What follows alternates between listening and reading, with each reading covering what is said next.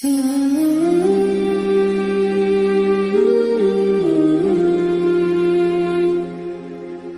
নাম তামজিদ, আমার বয়স 10 বছর। আমি কি মা বাবার সাথে ঘুমাতে পারবো?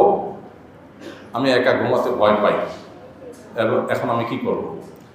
নবী করিম সাল্লাল্লাহু আলাইহি সাল্লামের হাদিস রয়েছে এক্ষেত্রে সুস্পষ্টভাবে। তিনি বলেছেন, মুরু আওলাদাকুম বিসসালাতি ওয়া হুম আবনাউ সাব'i সিনিন, তোমাদের সন্তানদেরকে 7 বছর বয়স হলে নামাজের নির্দেশ করো। ওয়াদরিবুহুম ইযা বালাগু 10, 10 বছর হলে তাদেরকে নামাজ না পড়লে শাসন করো। ছেলেদের সন্তানদের ব্যাপারে 10 বছর বয়স হয়ে গেলে তাদের বিছানা পৃথক করার নির্দেশ নবী সাল্লাল্লাহু আলাইহি ওয়াসাল্লাম দিয়েছেন। এখন হতে পারে কোনো বাসায় একটাই ছেলে, সে অন্য রুমে শুবে, এটা তার ভয় হয়। তো তার ভয় দূর করার জন্য আস্তে আস্তে অভ্যস্ত করা উচিত। প্রথমে বাবার সাথে শুলো, পরে আস্তে আস্তে একদিন গেল, 2 দিন গেল, একা একা শুলো, কিছু সময় একা শুলো, কিছু সময় সাথে শুলো, এভাবে থেকে অভ্যস্ত করতে হবে। অনেক পরিবারে আছে ছেলে মেয়ে, তারা দেখা যায় যে অনেক বড় হওয়ার পরও দেখা যায় মা বাবার সাথে শোয়, এটা উচিত না। আমরা বেশি আধুনিক হতে গিয়ে নিজেদের ধ্বংস অনেক সময় ডেকে আনি।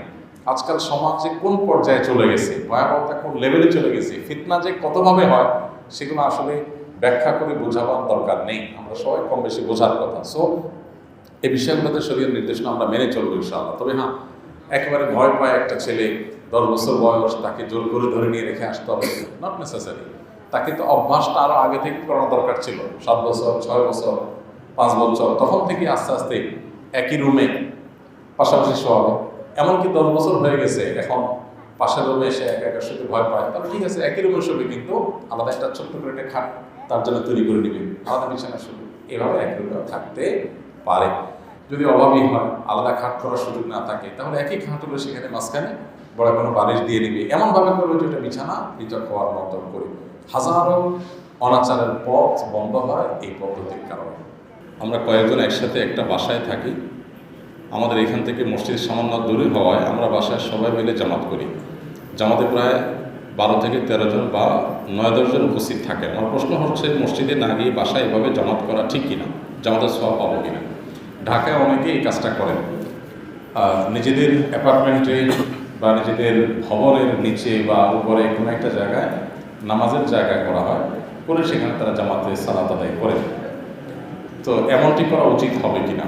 এর উত্তর হলো যে, মসজিদ যদি অনেক দূরে হয়, যেখানে আসলে সবার জন্য যাওয়া কষ্টসাধ্য হয় এবং নানা কারণে সেটা হয়ে ওঠে না, তাহলে সেরকম পরিস্থিতিতে শুধু 5 ওয়াক্ত নামাজের এভাবে জামাত হতে পারে, কোনো অসুবিধা নেই, এবং জামাতের পরিপূর্ণ সওয়াব পাওয়া যাবে ইনশাআল্লাহ। তবে সন্দেহ নেই যে মসজিদে গিয়ে নামাজের জামাতে শামিল হতে পারলে সেটা অধিকতর উত্তম। কারণ বিভিন্ন আসার বর্ণিত হয়েছে এই প্রসঙ্গের ভিতরে। একটা আসার হলো, লা সালাতা লিজারিল মসজিদি ইল্লা ফিল মসজিদ, মসজিদের প্রতিবেশী যে, তার মসজিদে ছাড়া নামাজ আদায় হবে না, তাকে মসজিদে এসে সালাত আদায় করতে হবে। তো এই জন্য মসজিদে সালাত আদায় করার গুরুত্ব অপরিসীম। কিন্তু মসজিদ যদি দূরে হয়, তাহলে নিজেদের বিল্ডিংয়ের কোনো একটা জায়গায় নামাজের জায়গা বানিয়ে, পাঞ্জেগানা বা 5 ওয়াক্ত সালাতের জায়গা হিসাবে সেটাকে ঠিক করে সেখানে সবাই মিলে জামাতে শামিল হতে পারে। কিন্তু জুমার জন্য অবশ্যই তারা যথাযথ মসজিদে যাওয়ার চেষ্টা করবে। যারা দেশের বাইরে আছেন, পৃথিবীর এমন অনেক জায়গা আছে যেখানে আসলে মসজিদ অনেক দূরে, এত বেশি দূরে যে সেই দূরের পথ মানিয়ে অতিক্রম করে 50, 60, 70, 80, 100, 150 কিলোমিটার দূরে মসজিদ থাকে। তখন তো অবশ্যই তারা যে কয়েকজন আছেন, সেই কয়েকজন তাদের নিজ জায়গায় তারা জামাতের ব্যবস্থা করবেন। এমনকি জুমার নামাজের যদি ধারে কাছে কোনো মসজিদ না থাকে, এত দূরে থাকে যে সেখানে যাওয়া সম্ভব না হয়, তাহলে সেক্ষেত্রে তারা ওই কয়েকজন মিলে সেখানে জুমার জামাতও করতে পারবেন। বাট আমাদের দেশের জন্য এটা জায়েজ হবে না, কারণ আমাদের দেশে এমন কোনো জায়গা নেই, বিশেষ করে শহর এলাকায়, যেখানে জুমার নামাজের মসজিদ এত দূরে যে সেখানে যাওয়া সম্ভব না। বিশেষ করে ঢাকা, চট্টগ্রাম, এগুলোকে মসজিদের শহর বলা হয়। বিধান মসজিদ এত দূরে এরকম জায়গা খুবই কম। এই জন্য জুমার নামাজ অবশ্যই মসজিদে গিয়ে আমরা পড়বো।